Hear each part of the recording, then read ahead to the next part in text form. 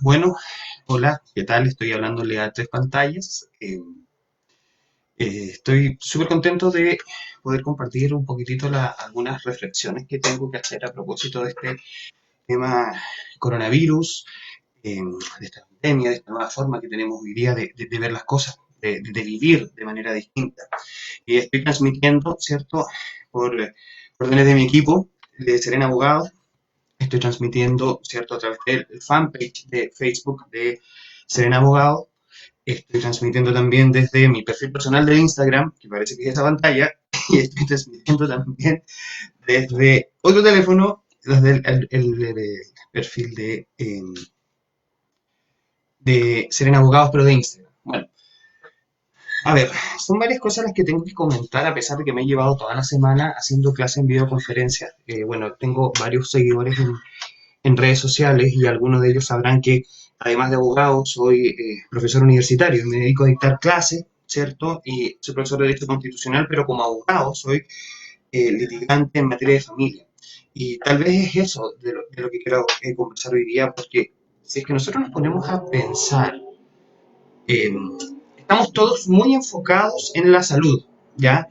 Eh, pero al estar tan enfocados en la salud nos olvidamos que hay otros bienes que también son importantes. Y cuando me refiero a otros bienes que son importantes, me estoy refiriendo puntualmente a la justicia. La justicia es muy, muy importante a la hora de cuando se detiene un país.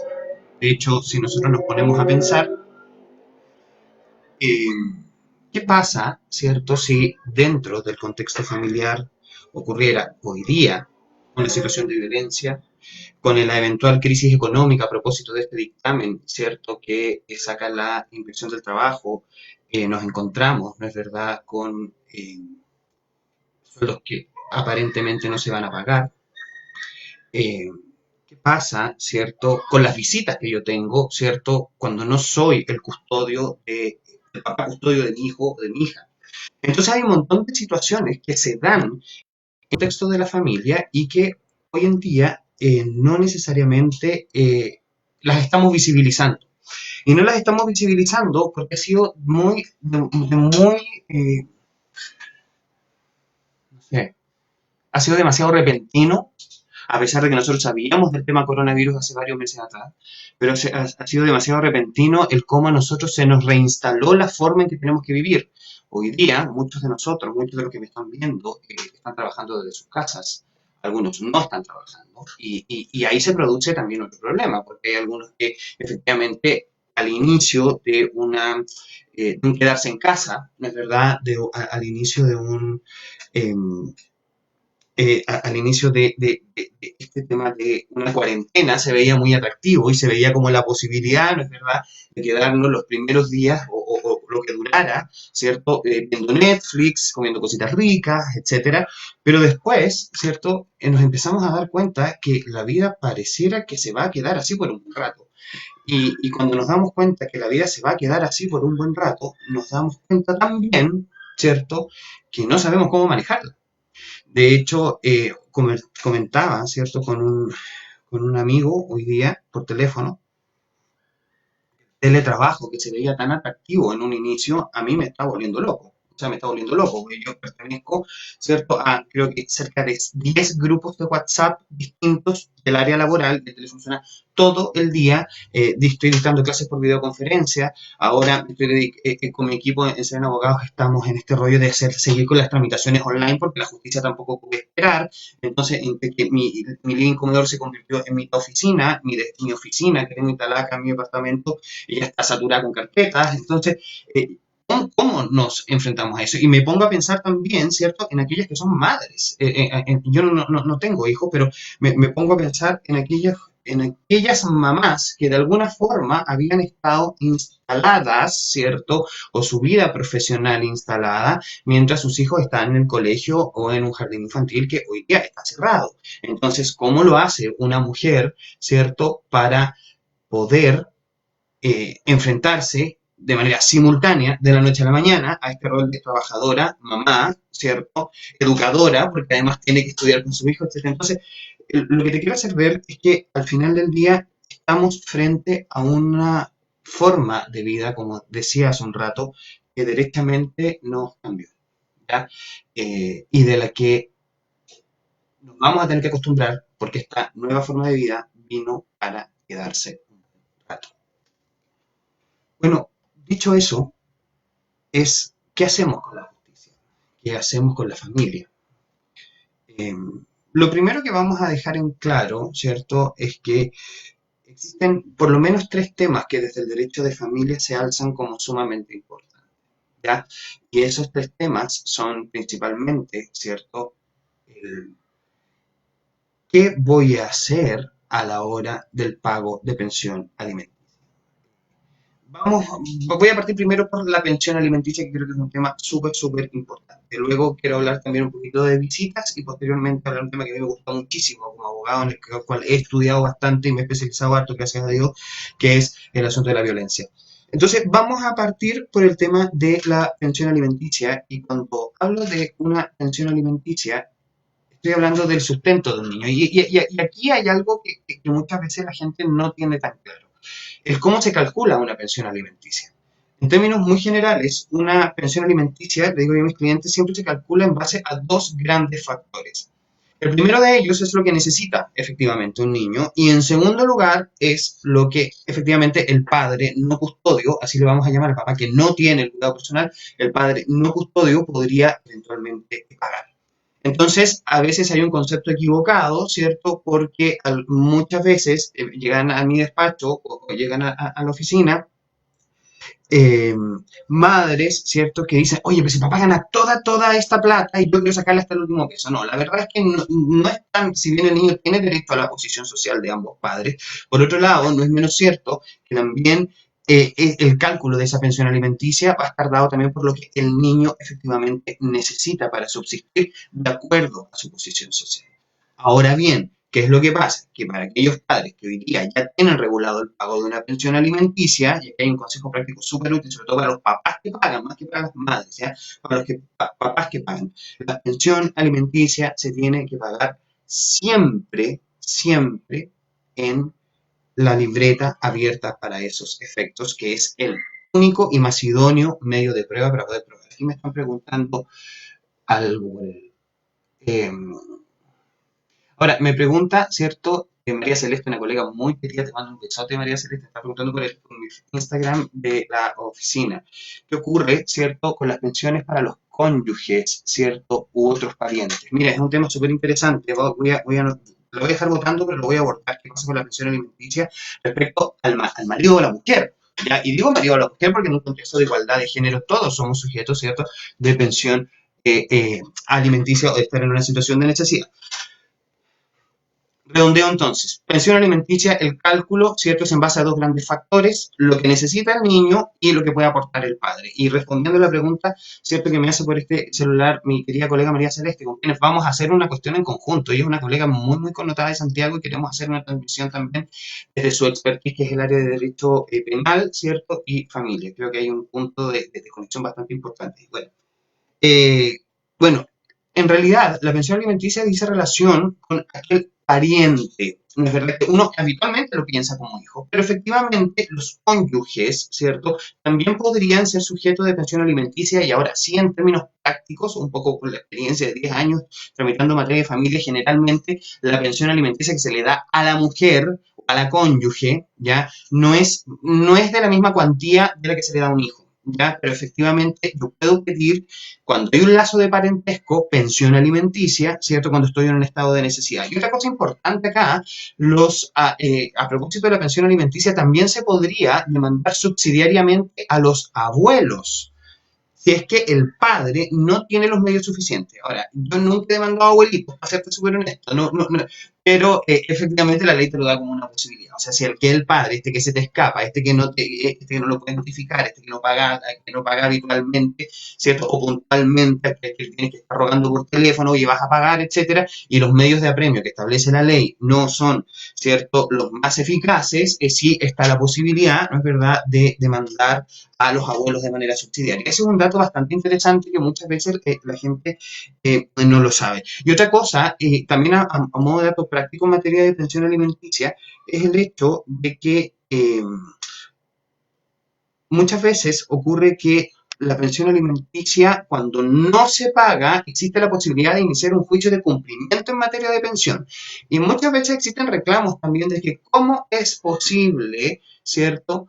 ¿Cómo es posible los padres, Alex, los padres igual pueden pedir pensión de alimentos? Sí, por supuesto, ya, gracias por el dato. Efectivamente, los padres también pueden pedir pensión de alimentos a sus hijos. Gracias por el recordatorio, para que ustedes lo sepan, ¿cierto? Aquellos hijos que tenemos nuestros padres vivos, los padres también, ¿cierto? ¿Por qué? Porque existe en el Código Civil una norma que dice relación con que los hijos también tienen un deber con los padres, que es tratar de velar por ellos hasta la ancianidad.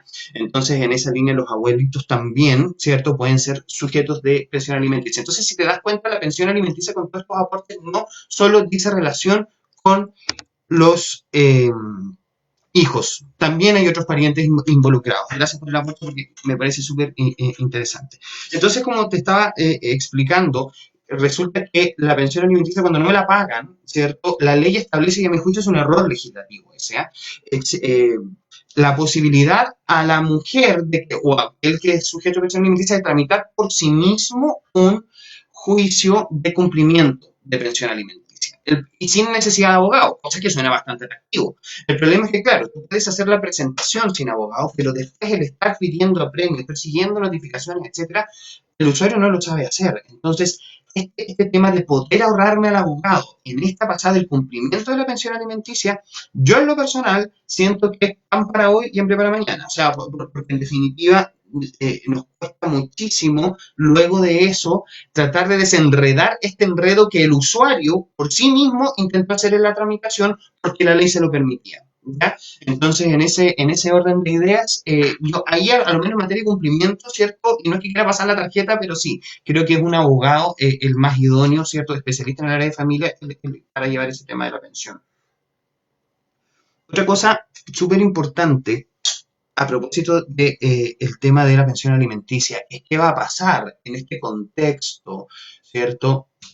De coronavirus. Ahí está Paulita Toledo, con quien yo canto, fíjate, y subo los videos cantando una voz preciosa, mi amiga desde Santiago, me pregunta, súper importante, mira, fíjate, ¿hasta qué edad se puede pedir la pensión, un hijo, se puede pedir la pensión alimenticia en el caso de un hijo? Mira, este dato es súper importante, ¿por qué? Porque en definitiva la ley establece que tú puedes recibir una pensión alimenticia, ¿cierto? Hasta los 18 años, ¿ya? Pero en el caso del hijo mayor de edad, yo podría pedir hasta los 28 cuando o justifico el estado de necesidad o estoy estudiando una carrera de largos estudios. Entonces podría hasta los 28 años, ya incluso aquí hay un dato súper importante. A pesar de que el hijo sea mayor de edad, también la ley de alimentos, la 14.908, autoriza al padre o a la madre que vive con este hijo mayor de edad. O sea, en que el hijo mayor de edad siendo mayor de edad, sigue viviendo al amparo. O sea, yo me fui de mi casa bastante viejito, entonces hay muchas personas, ¿cierto?, que mayores de edad que siguen viviendo con sus padres. Estoy pensando en estos jóvenes, hasta los 28 años, por supuesto. Que efectivamente el padre que los tiene a su amparo podría demandar, ¿cierto?, pensión alimenticia en nombre de su hijo mayor de edad. Ese es un dato muy importante, a pesar de que idealmente, ¿cierto?, la tendencia es a que demande el propio hijo, pero también es cierto que siempre la demanda causa algún tipo de fractura familiar. Nosotros siempre en Serena Abogados lo que hacemos es tratar de evitar juicios porque sabemos que un juicio siempre va a tener un costo. Uno, emocional, dígase divorcio, violencia, alimentos, etcétera, emocional altísimo. En segundo lugar, siempre va a haber, además del costo económico, pero sobre todo un costo emocional, porque siempre cuando veo una notificación se causa una fractura en la familia, por desgracia, que no es la idea. ¿Ya? Cerrando, ¿cierto? Con este tema, oye, entre paréntesis, esta es la primera vez que hago estas transmisiones en vivo, entonces yo estoy como acostumbrado a hablar delante de mucha gente, pero ahora estoy como con tres pantallas, con distintas cuentas, y no es algo habitual, ¿ah? Para mí no es para nada habitual. Eh,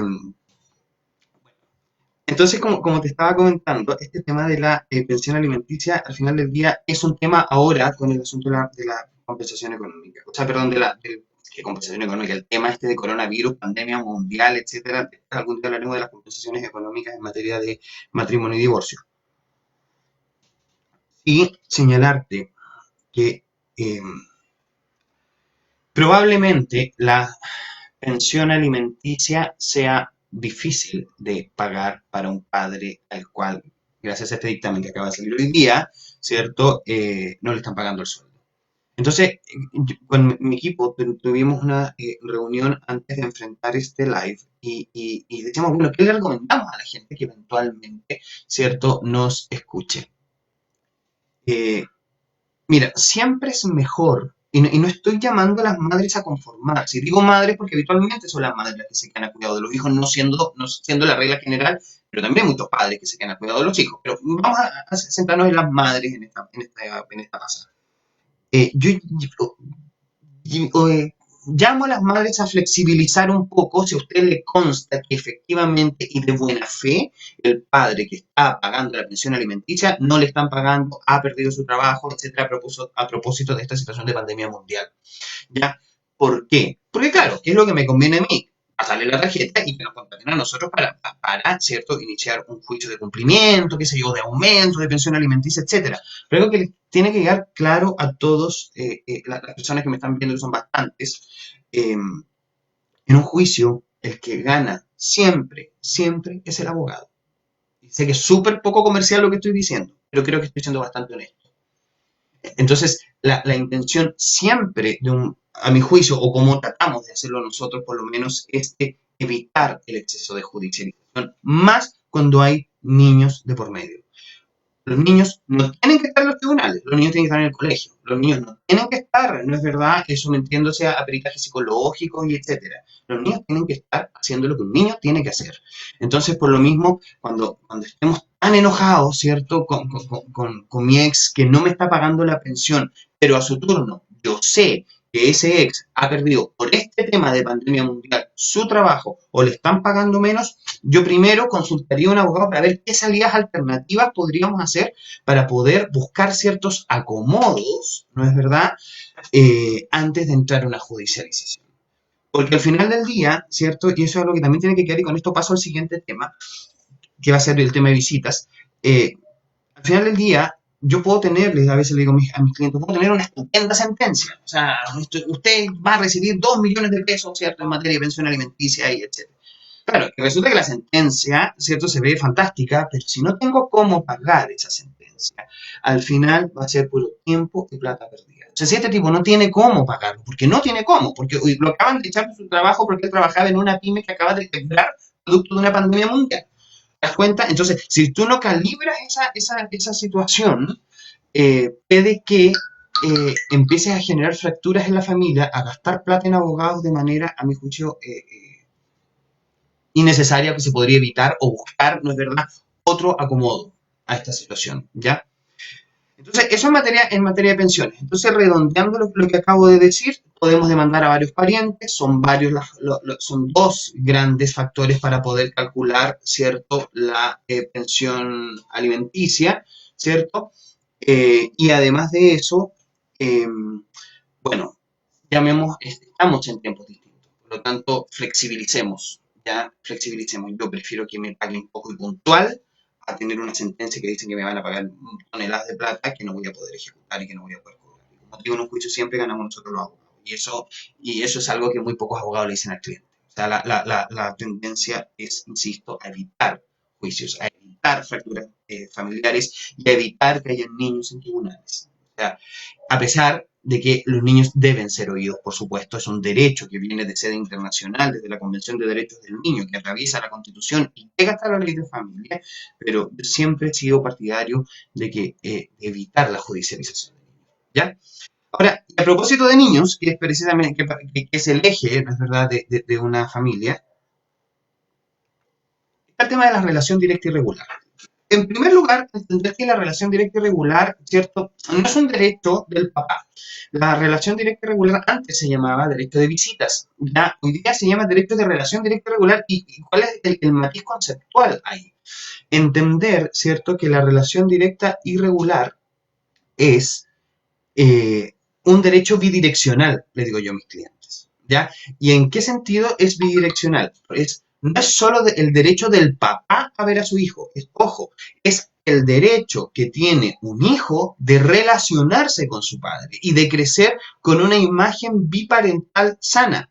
¿Qué significa esto? Una imagen biparental sana se va a traducir, ¿cierto?, en que yo como hijo asumo que mis papás no se aman entre ellos, pero me aman mucho a mí. Por lo tanto, yo sé que tengo mi pieza, ¿cierto?, en la casa de papá, mi pieza en la casa de mi mamá, acá tengo que acatar ciertas reglas, acá tengo que acatar, ojalá sean coincidentes, relativamente coincidentes, ¿cierto?, entre los padres. Y eso es algo que también es un tema sumamente interesante. ¿Cuánto nos cuesta o cuánto les cuesta a los que son padres, ¿cierto?, ponerse de acuerdo en los estilos de crianza? Y ahí sale, ¿cierto?, un concepto que se me ocurrió hace bastantes años, que es el tema del papá Happyland. O sea, porque generalmente la mamá es la que siempre se lleva este rol súper ingrato, ¿cierto? De ser la que hace tareas, la que come las lentejas, la de hacer las cosas que no te gustan, ¿te das cuenta? Y el padre asume un rol súper cómodo muchas veces, que es de llevar al niño al Happyland. Y si tú tienes 7 años, entre un plato de lentejas y una hamburguesa con queso, no sé si hay mucho donde poder elegir. O sea, esa batalla está absolutamente perdida para mamá, ¿te das cuenta? Entonces, en esa línea, el primer tal vez consejo es tratar de que a los padres que viven separados que entiendan que su conflicto no puede, ¿cierto?, irradiar a su hijo. Y eso significa que van a estar unidos toda la vida y toda la vida van a tener que estar, ¿cierto?, o van a tener que tratar de ponerse de acuerdo, ¿ya? Y tratar de ponerte de acuerdo, ¿cierto? Significa que vamos a tener que alinearnos en algunas cosas porque al final tengo un niño de 7 años que no sabe, ¿cierto?, si en realidad de postre se tiene que comer el helado del McDonald's o en realidad se tiene que comer la manzana que le mandó la mamá que es más sana. ¿Te das cuenta? Entonces, la idea es que esos pequeños anclajes, y ahí tal vez no soy yo el profesional idóneo, ¿cierto?, sino más bien un psicólogo, quien podría dar algunos tips más acertados de cómo ponerse de acuerdo. Lo que yo te digo como abogado es ponte de acuerdo. ¿Cómo? Si quieres consultar con un psicólogo. ¿Te das cuenta? Pero pónganse de acuerdo. Esa es como una primera cosa. Entonces, ¿y por qué pónganse de acuerdo? Por lo que decía yo hace un rato. El derecho de relación directa regular es un derecho bidireccional. No es el derecho del padre solamente. Es el derecho del niño de crecer junto a su padre. Y de crecer junto a su padre, con un padre, perdón, que sea, ¿cierto?, nutricio para la vida del niño. No solo el papá recreativo. Estoy hablando de un padre, ¿cierto?, que hace tareas, que lo conocen en el colegio, que tiene que estar empetunado con fotografía haciendo la maqueta, ¿cierto?, que va a los controles médicos, etcétera.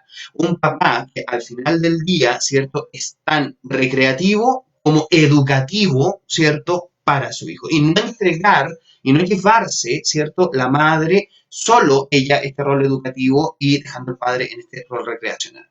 ¿Ya? Y muchas veces, ¿cierto?, nos olvidamos de decir, los padres asumen esta muy, muy cómoda, ¿cierto?, posición de ocupar este rol, de ser este papá Happyland, como también, ¿cierto?, existen muchas madres que obstaculizan, y también es cierto, porque no, como hay padres despreocupados, uno tiene la tendencia a satanizar la figura del padre, como el papá que tenéis que andarlo persiguiendo para todo, ¿cierto? Pero así como hay padres que efectivamente son súper dejados, súper malos papás, digámoslo, ¿cierto?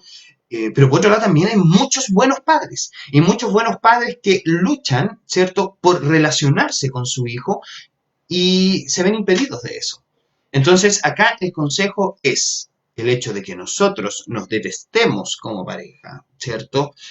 No significa que ese conflicto deba irradiar a tu hijo. Porque si tú fuiste infeliz, tu hijo tiene derecho a crecer feliz. Y esa felicidad también pasa por un 50% tuyo como mamá y tuyo como papá. ¿Sí? Otra cosa, a propósito del tema de la relación directa y regular, entonces, ¿cierto?, es cuánto tiempo yo debiese regular, ¿cierto?, esta visita. A veces, aquí me estoy refiriendo a mis clientes varones, yo quiero ver a mi hijo todos los días, 8 horas al día, etc. Ojalá todos los fines de semana. A ver, para. Así como te he dicho que tu hijo tiene derecho a relacionarse con el papá no custodio, también tu hijo tiene derecho a estar con su mamá. Uno. Y segundo, a veces, volvemos a lo mismo de la sentencia de alimentos que comentaba hace un rato, que saco con tener una estupenda sentencia, o sea, después no la puedo, ¿cierto?, ejecutar. Lo mismo pasa en materia, ¿cierto?, de relación directa y regular. ¿Qué saco? Y aquí le hablo derechamente a los padres. Con tenerte comprometido, no voy a decir amarrado, comprometido, ¿cierto? A estar con tu hijo cuando tú también tienes derecho, ¿cierto? A hacer tu propia vida. Y no solamente eso. ¿Qué sacas tú con ponerte como el gran papá, ¿cierto? Al inicio, no es verdad que quiere estar todos los días, todos los fines de semana, cuando eso se va a empezar, o muchas veces me ha pasado, se empieza a diluir con el tiempo. ¿Cierto? Voy a abordar esa, al tiro de querida María Celeste, voy a abordar esa pregunta de si se suspende el régimen por cuarentena o por confinamiento. Voy para allá. Entonces, gracias, porque es súper buen pase. Tú y yo nos vamos a llevar súper bien en una transmisión en conjunto, querida María Celeste. Eh, Abogada de Santiago, sequísima, prestigiosísima y que además coincidimos en muchas cosas. Estamos trabajando en alguna transmisión en conjunto. Bueno, entonces, como te decía, llega un punto en el cual esta relación directa y regular, ahora abordando derechamente la pregunta de María Celeste, ¿se suspende o no este derecho de visitas en tiempos de pandemia? ¿Se suspende la relación directa y regular en tiempos de coronavirus? Lo primero que tenemos que tener en claro es que los actos de autoridad, primero tenemos que distinguir. Lo primero que tenemos que distinguir es si hay visitas reguladas o no hay visitas reguladas. ¿Y cómo se regularon esas visitas? Al igual que las pensiones alimenticias, se regularon por mediación, por escritura pública con un abogado o, ¿cierto?, se regularon mediante un juicio, ¿ya? Mediante un juicio con una sentencia. Entonces, si es que no tengo nada de eso, por desgracia, vamos a tener que estar a la buena voluntad del padre que los tenga y vamos a tener que estar a la capacidad de diálogo de ambos padres que entienden lo que decía hace un rato. No es mi derecho a ver a mi hijo, es el derecho de mi hijo a verme a mí también, ¿cierto? Entonces, cuando yo tengo un padre que entiende eso, fíjate que no es difícil que se pongan de acuerdo. Pero, si es que no hay. A ver, aquí me pregunta, ¿qué pasa? ¿Cómo se pueden regular las visitas si el menor y el padre viven en distintas regiones? Ya, buena pregunta, distintas regiones. Voy a contestar la de María Celeste y me voy al tiro con esa pregunta. Eh, entonces, como te decía, si es que no está regulado, vamos a tener que estar a lo que diga la buena voluntad de ambos y la capacidad de diálogo de ambos. Pero si está regulado, yo entiendo, y corrígeme colega que me estás escuchando y a los colegas yo entiendo que un acto, ¿cierto?, de la autoridad, como una sentencia que regula el derecho de visitas, solo puede ser invalidado por otro acto de autoridad, o sea, por otra sentencia. O sea, vale decir, en estricto rigor, la madre no puede incumplir, el padre no puede incumplir, ¿cierto?, el régimen de relación directa y regular, aun cuando hayan tiempos de pandemia. Ahora bien, el derecho de familia también se funda muchísimo en lo que es el criterio y la buena fe. Si yo veo que tengo el apocalipsis zombie allá afuera, ¿cierto?, no sé si sea muy coherente de mi parte como papá, ¿cierto?, el ponerme intransigente con el tema de las visitas. Entonces, ¿qué es lo que se sugiere en términos prácticos? ¿Qué es lo que le hemos sugerido nosotros a todas nuestras clientas? ¿Ya? Ponte de acuerdo con el padre. ¿Sabes qué? Yo, correo electrónico, prueba para todo el mundo, eso es importante, dejar las cosas por escrito, además cuando tenemos familias fracturadas, correo electrónico, yo reconozco que tienes el derecho de visita, sin embargo, la situación país, no es verdad, amerita que tomemos decisiones. ¿Qué te parece si lo suspendemos por estos días para no contagiar a nuestro hijo, no exponerlo a un contagio, ¿cierto? Y yo, por supuesto, te voy a devolver estos días en que el niño, ¿cierto?, no lo has podido ver. Y además de eso, te garantizo que lo vas a poder ver por videocámara mientras dura la cuarentena en este horario, en un horario que tú y yo definamos, que sea estable para el niño, ¿cierto? Y que el niño sepa que el papá lo va a llamar en esa hora determinada, ¿cierto? Y así, y se puede, pero efectivamente, un acto de autoridad debe ser el sector de autoridad. Ahora, ¿qué me dice la colega María Celeste? Bueno, y el interés superior del niño, concuerdo. Por eso le estoy hablando, que concuerdo, el interés superior del niño es un principio fundante en materia de visitas, o sea, en toda la materia de familia, ya, y claramente debe primar el interés superior del niño, pero eso no lo tiene que ser un tribunal, no lo puedo aplicar yo, papá. Porque cuando yo empiezo a darle contenido al interés superior del niño, cuando empiezan las fracturas familiares. ¿Me entiendes? Entonces, los llamo a los papás, porque, a ver, yo ojo con algo, aquí nadie está preparado para esto. ¿Ya? La ley tampoco lo está. O sea, de hecho, la excelente opinión de María Celeste, ¿cierto? Mi colega de Santiago, ella tiene una visión súper distinta porque esto no nos lo pasaron en la universidad. Perdón, a ninguno de nosotros nos pasaron en la universidad qué hacer en caso de una pandemia mundial. ¿Me entiendes? Entonces, y eso mismo pasa con los tribunales. Los tribunales también están en un ensayo, ¿cierto? Del día a día y los órganos del Estado lo mismo. ¿Ya? Entonces, mira, fíjate, me dice Fernando, que también es abogado. He visto resoluciones del tribunal, el régimen de relación directa y regular, las videollamadas y cámaras y la compensación. ¿Te das cuenta? He visto resoluciones. He visto resoluciones. O sea, eso es lo que te estoy diciendo. Una situación, un acto de autoría, solo se cambia por otro acto de autoría. Esa interpretación que hace Fernando es precisamente la que estamos sugiriendo, pero la dictó un juez. Él dijo, hay una resolución. Entonces, la idea es poner en antecedentes al primero apelar al diálogo. O sea, ustedes tienen que pensar en algo también. No podemos ir por la vida de juicio en juicio. No podemos estar exponiendo a un niño de peritaje en peritaje. No, entonces, primero intentar conversar, ¿no es verdad?, con el padre ante esta situación en la que nadie estaba preparado. Y si no, derechamente pedir un pronunciamiento del tribunal a través de un abogado. ¿Ya? Pero en estricto rigor, como digo, jurídicamente, mi opinión es que no se suspenda el régimen, pero sí hago valer este concepto de interés superior del niño, por supuesto, pero que prime el diálogo. O sea, estamos en una situación, perdón, en la que tiene que primar el diálogo. O sea, no estamos ante una situación menor. Está todo el mundo vuelto loco dentro de los dispositivos estatales tratando de contener a la población.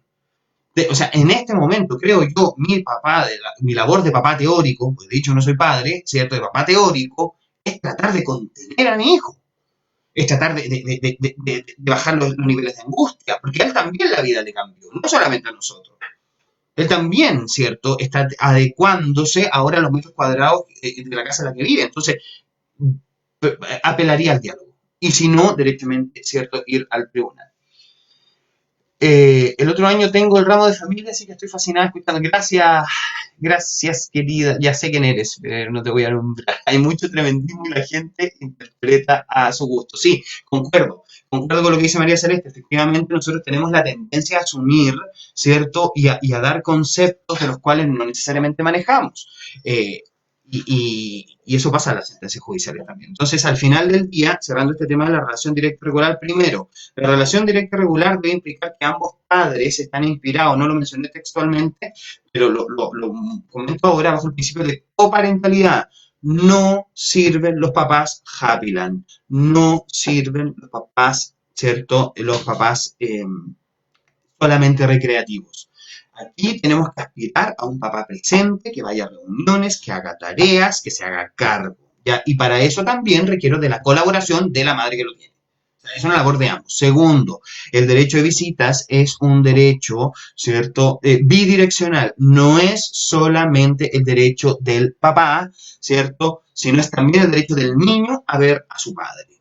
Y puede que ese padre, efectivamente, como pareja, sea espantoso, sea como las pelotas, perdóname la expresión. Pero eso no significa que deba ser amputado de la vida de su hijo, ¿ya? O sea, no puedo traspasar mi dolor, ¿cierto?, al dolor o a hacer que mi hijo crezca, ¿cierto?, sin su padre, ¿ya? En un tercer lugar, ojo con los papás, pidamos visitas que tengan todas estas características, nutritivas, aportativas, educativas, perdón, etcétera, pero también visitas que podamos cumplir. No hay nada que a mí me parta más el alma, y te lo digo como abogado, como persona, como ser humano, nada que me parta más el alma que ver a un hijo esperando un papá que no llega. O sea, ver a un hijo peinadito de las 4 de la tarde parado en el dintel de la puerta y el papá llegó a las 9 o derechamente no llegó.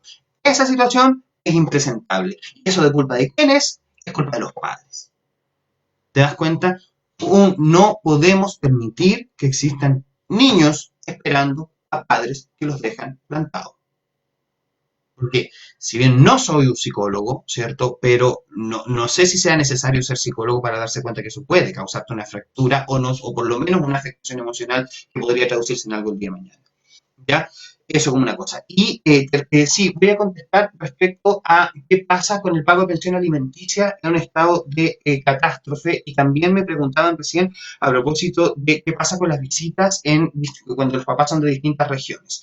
A ver, nosotros tenemos clientes que viajan desde el sur del mundo a ver a sus hijos una vez al mes. Voy a partir con eso. O sea, el hecho de que el papá viva en otra región significa que no va a relacionarse con mi hijo, no. Se va a relacionar con el niño o con la niña, ¿no es verdad? ¿Cierto? Y vamos a echarle mano, por ejemplo, a este tipo de dispositivos y por otro lado, ¿no es verdad? Vamos a tratar que haya un régimen que sea practicable. Si tengo un padre que vive, qué sé yo, en Curicó, ¿no es verdad? No lo voy a hacer venir para La Serena, ¿cierto? Semana por medio. Porque eso, y el padre que tampoco se comprometa a eso, porque tal vez lo va a hacer con el mayor de los amores, con la mejor de las intenciones, ¿no es verdad? En un inicio, el primer mes, pero va a ser insostenible. Entonces, cuando los padres viven en distintas regiones, ahí la recomendación es, ¿cierto?, que sea un régimen practicable, ya un régimen practicable para ambos, ¿cierto? Y además ocupar este tipo de dispositivos. O sea, que un papá está perfectamente presente, ¿cierto? A distancia. Ya gracias a Dios vivimos en un siglo y en una sociedad en la que podemos cultivar las relaciones a distancia y en tiempo real. ¿Ya? Y por supuesto también va a depender, y esa es otra cosa, yo en materia de visitas, y antes de pasar al siguiente tema, en materia de visitas, yo también revisaría el caso concreto, ¿ya? No es lo mismo, ¿cierto? Un niño de 7 años que un niño de 14 o que un adolescente de 14. No es lo mismo, ¿cierto? El pedir visitas cuando yo le he sido infiel, ¿cierto? A mi mujer y mi mujer se enteró y quedó la escoba. No es lo mismo si yo le pegaba a mi mujer y no sé cuál es la imagen y eso mi hijo lo veía. ¿Te das cuenta? Entonces, el diseño de visitas, a mi juicio, debe estar hecho por un especialista en materia de familia, ¿cierto? Revisando todas las situaciones concretas. Yo creo que lo peor, ¿cierto? Que uno podría, muy bien ser el abogado, muchas gracias. eh, lo peor que uno puede hacer, ¿cierto? Es precisamente estandarizar las relaciones humanas. O sea, y menos cuando se trata de un niño. O sea, es algo que no podríamos hacer y creo que sería irresponsable es dar recetas de cómo regular algo tan íntimo, tan particular, algo tan individual, ¿cierto? Tan original como la relación de un papá con un hijo. ¿Te das cuenta? Eso con respecto a las visitas. Y por último, ¿cierto? Era el tercer tema que quería tratar. Bueno, hemos hablado de... sí, había una pregunta a propósito de qué pasa con las pensiones alimenticias en estado de catástrofe. Bueno, para las personas que se vienen recién uniendo, eso lo habíamos comentado hace un rato atrás, ya el pago de pensión alimenticia. Los tribunales siguen funcionando. Ojo, que después nos vamos a empezar a dar cuenta de que partí esta intervención diciendo eso, que si bien estamos todos preocupados por el bien salud, ¿cierto? Pero por otro lado, también la justicia, ¿no? Lo vamos a empezar a echar de menos como un bien jurídico, a eso me refiero, con bien, ¿ya? O con un bien social, que también es sumamente importante. La justicia no se puede detener. Y no se puede detener precisamente pensando en que alguien tiene que regular todo esto. Ahora, dicho eso, ¿se suspende o no se suspende? En estricto rigor no se suspende, pero acabo de llamar eso un ratito a la flexibilidad. O sea, conversemos, reformulemos, si yo sé que el padre que debe pagar, no es verdad, acaba de perder su trabajo, el empleador le está pagando menos por esta situación de catástrofe, por este dictamen, no es verdad que acaba de salir de la dirección del trabajo, yo lo personal, ¿cierto? Llamo a que flexibilicemos y evitemos juicios, ¿ya? Pero no se suspende el pago de la pensión alimenticia. Una vez, hola Berenice, una vez firmado el divorcio, donde ya se estipulaba la pensión, ¿se puede pedir aumento o ya no se puede? Mira, esta pregunta es súper interesante, ¿ah? Los abogados más gentiles y apañadores están en ser abogados. Qué linda. Gracias. Eh, a ver, espérate, que me distraje con el comentario. De nuevo, una vez firmado el divorcio sobre... ya, ¿se puede pedir aumento? Sí, mira, una de las cosas muy interesantes en materia de derecho de familia es que derecho de familia es una de las áreas que siempre se puede revisar una y otra y otra y otra vez. No me voy a poner latero en el sentido de que hay un concepto académico y en este caso que la cosa juzgada, ¿cierto? Formal y material no produce cosas juzgadas material, pero bueno, es una tontera académica. Pero para los que me están escuchando, ¿cierto? No. se puede revisar una y otra vez. Por lo tanto, si yo fijé una pensión alimenticia, ¿cierto? Con determinadas circunstancias, y esas circunstancias cambiaron, yo puedo pedir el aumento y a su turno. Supongamos que a mí me cambiaron también las circunstancias, que soy el que las paga, ¿cierto? Para los papás que me están escuchando, puedo pedir también la rebaja. O sea, yo, claro, yo estaba pagando 300.000 pesos mensuales de pensión alimenticia porque tenía un trabajo en el que ganaba 1.200.000 y resulta que por este tema de la empresa, ¿cierto? De pandemia, mi empresa quebró y me quedé sin trabajo. Bueno, eso es un cambio de las circunstancias. Tal vez sí agregar a esa pregunta eh, que es tan interesante, el cuándo yo podría pedir aumento o rebaja. Fíjate que en realidad lo que nosotros tendríamos que clarificar ahí es el cambio en las circunstancias. Hubieron estas circunstancias que ameritaron este monto de pensión alimenticia, ¿cierto? Por lo tanto, yo voy a tener que acreditar en un estándar probatorio mayor o distinto, por lo menos, ¿cierto? Que esas circunstancias basales han cambiado, ¿cierto? Y por eso es necesario este cambio de pensión, este aumento, en el caso que le esté pidiendo, o esta rebaja, en el caso de que mis situaciones hayan cambiado. Porque a mí también me pueden cambiar, como te decía hace un rato, las situaciones cuando pago pensión alimenticia. No siempre pensamos desde la lógica del que recibe alimentos, pero el que da alimentos también le pueden cambiar. No lo pueden despedir, puede sufrir un accidente, qué sé yo, le pueden pasar un montón de cosas que ya no está, ¿cierto? Eh, que ya no está en las mismas circunstancias. Por ejemplo, puedo acreditar que el colegio pasó a ser privado desde ese entonces. Bueno, por ejemplo, ahí tienes un cambio. Ahora, ahí depende del abogado, ¿ah? Del abogado que te toque. ¿Por qué? Porque en definitiva la ley también establece que hay un cambio fundamental en las circunstancias. O sea que en definitiva, eso te habla de estándar probatorio. O sea, vale decir, yo voy a tener que probar que en realidad esta plata que yo tenía en ese momento realmente a mí no me alcanza.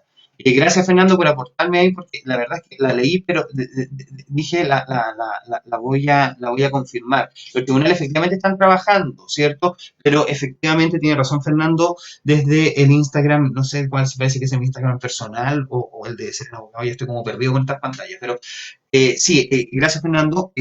También un destacadísimo y muy querido colega de acá de La Serena. Efectivamente, los tribunales están trabajando, pero están trabajando en los temas súper sensibles. O sea, yo te digo, los juicios a mí me han postergado un montón de audiencias, ya un montón de audiencias, casi todas, y generalmente se están priorizando dos temas para definir temas sensibles.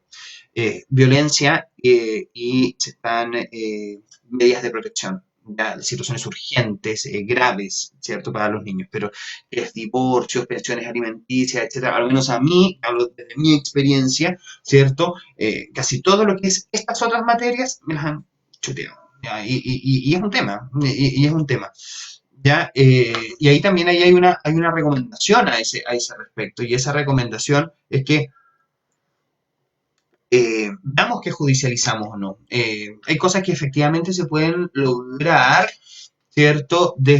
Se pueden lograr desde la lógica de una salida más alternativa, ¿ya?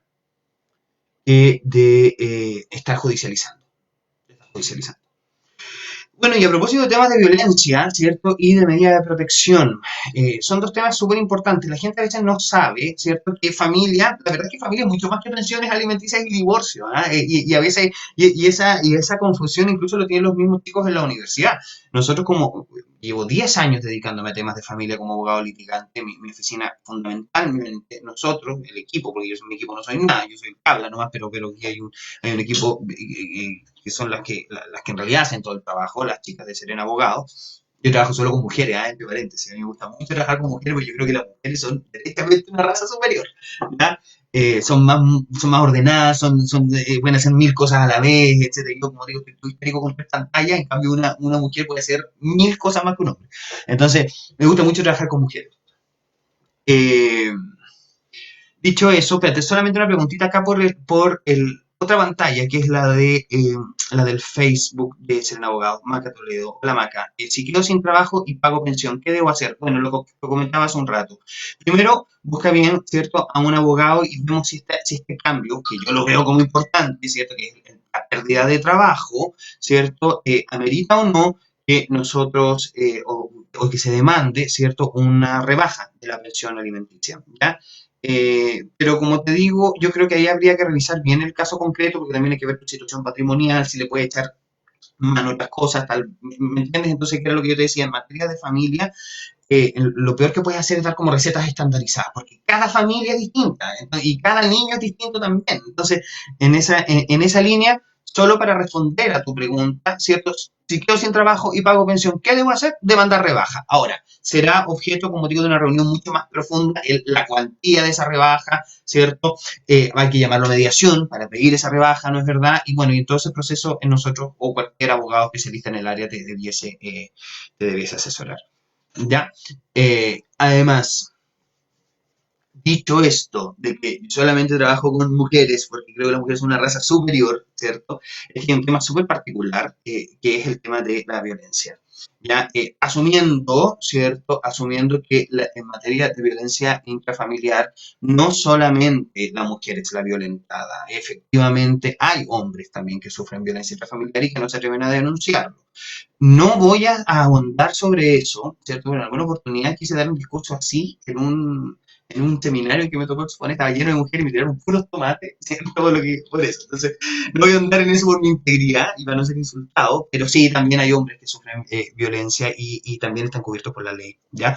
Pero en materia de violencia, primero entender que la violencia intrafamiliar, mira, esto es algo muy interesante porque y después de pronto vamos a dedicar, tal vez con María Celeste, ¿cierto?, de Santiago, lo que dice la ley de familia. El artículo 5 de la ley 20.066, ¿por qué me gusta tanto? Porque a mí me gusta mucho el tema de violencia intrafamiliar, muchísimo. Ya, creo que es un tema súper interesante, súper difícil también y que requiere de, no solamente de empatía, sino que de mucho estudio la violencia intrafamiliar. ¿Por qué? Porque nosotros asumimos, ¿cierto?, que la, eh, la violencia es solamente el moretón en la cara, y la verdad es que no. ¿Cierto? Existe violencia económica, existe violencia física, por supuesto, existe violencia, bueno, sexual, ¿no es verdad? Eh, bueno, dije económica, qué sé yo. Entonces, hay distintas formas de violencia. ¿Y qué es lo que dice el artículo 5 de la ley 20.066, que es la que regula la materia de violencia intrafamiliar? Regula que es todo acto que implica una afectación a la persona, una afectación a la integridad de alguien. Porque lo que la Constitución protege en el 19, número 1 de la Carta Fundamental, ¿cierto?, es el derecho a la vida y a la integridad. Entonces, es la integridad lo que está protegido.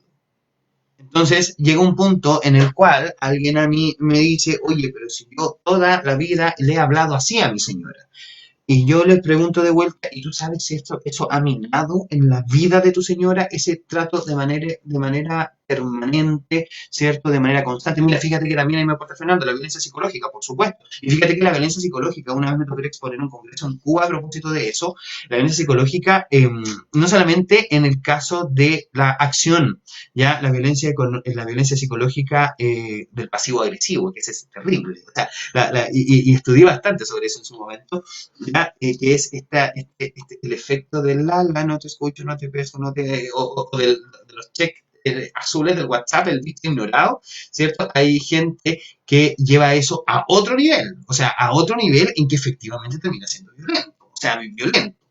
Eh, bueno, después yo creo que vamos a dedicar esta reunión para hablar del tema de la violencia en profundidad porque es un tema muy, muy interesante. Eh, Ahora, en materia de violencia, mira, gracias. Por eso tú y yo tenemos que hacer María Celeste un live en conjunto. ¿Ya? No acepte su pensión, ella es penalista, ¿ya? Yo veo familia y es penalista, pero fíjate que la violencia intrafamiliar tiene una doble competencia, por eso conversábamos anoche, tiene una doble competencia, porque se ve en tribunal de familia en ciertas circunstancias, que es donde operamos nosotros, y en otras circunstancias se va a ver en la justicia penal, que es donde opera María Celeste. Entonces, ella dice ahí, recomienda, no acepten suspensiones, ciertos condicionales muy fácilmente. No, por favor, no, concuerdo mil por ciento con lo que dice María Celeste. ¿Ya? No acepten suspensiones condicionales porque desgraciadamente, y ahí querida colega, me vas a disculpar, pero yo prefiero mil veces tramitar causas de violencia en familia a que terminen durmiendo en sede penal, ya, porque terminan en el último nivel de las carpetas y al final se terminan archivando. Entonces siempre trato de que la competencia se quede en familia, porque familia, si bien la sentencia final es más débil que la penal, pero durante el proceso yo puedo tomar medidas que son más rápidas y medidas que son más inmediatas. Sacar al tipo de la casa, orden de alejamiento, llamar a carabinero y una pila de cuestiones.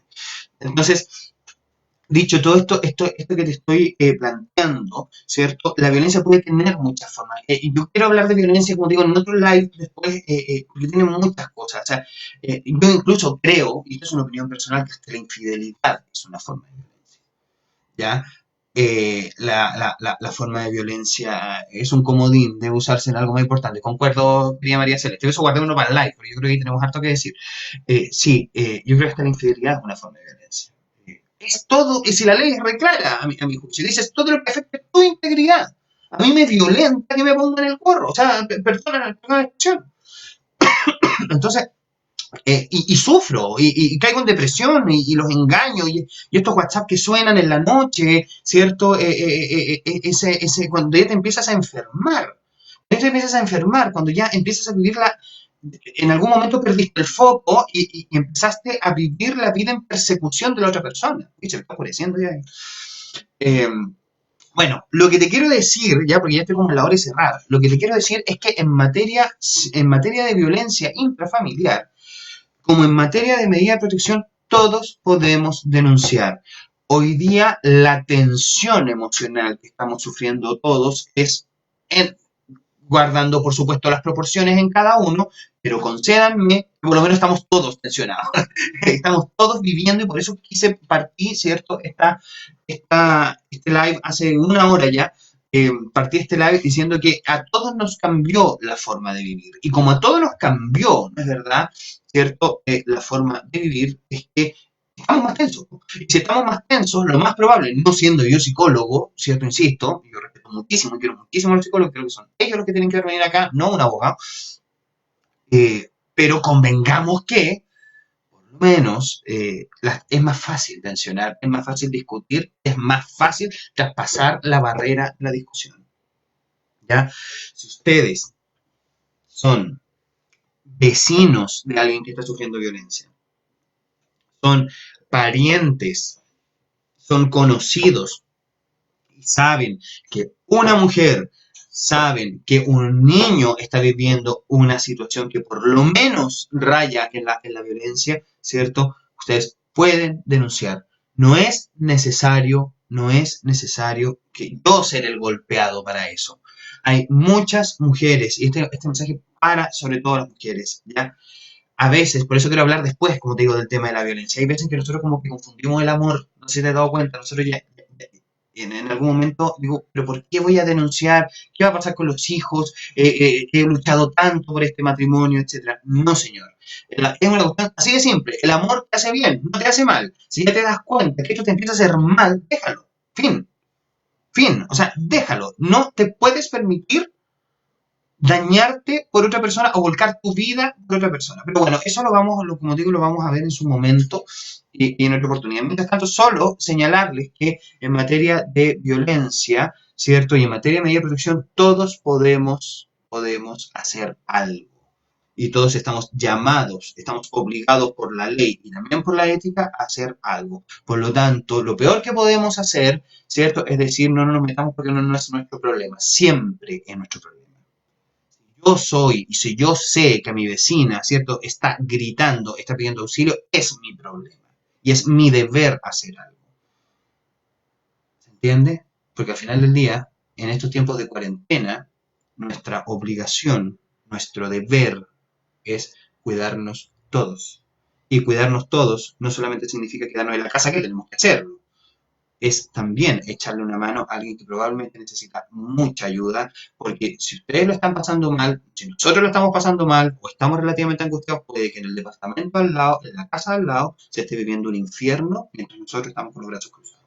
¿Estamos? Oye, ha sido súper rico estar acá con ustedes esta hora completa. Espero haber sido de ayuda.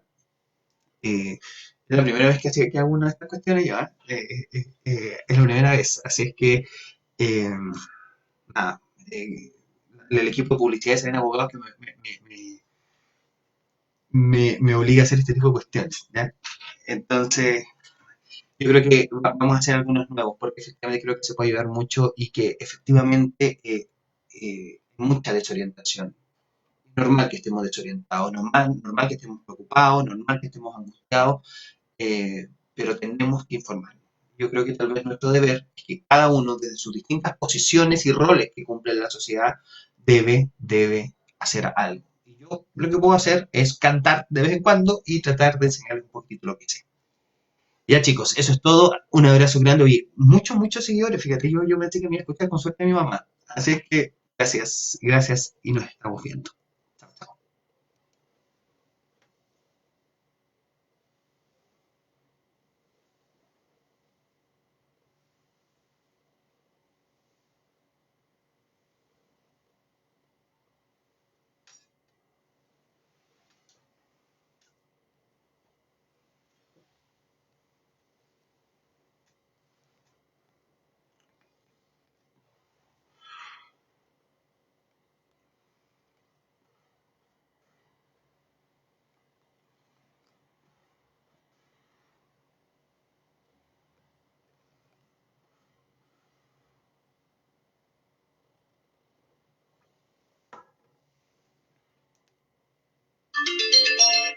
¿Aló? Gracias. ¿Te gustó, no? Vergüenza, Diego, ¿cómo es? Nervioso, nervioso. En el minuto de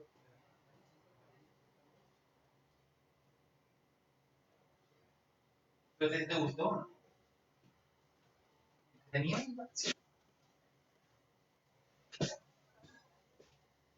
Ya, entonces yo creo que tenemos que hacer más, ¿o no?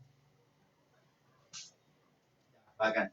Ya, hablamos de ahí. Vale, manita, gracias. Chao.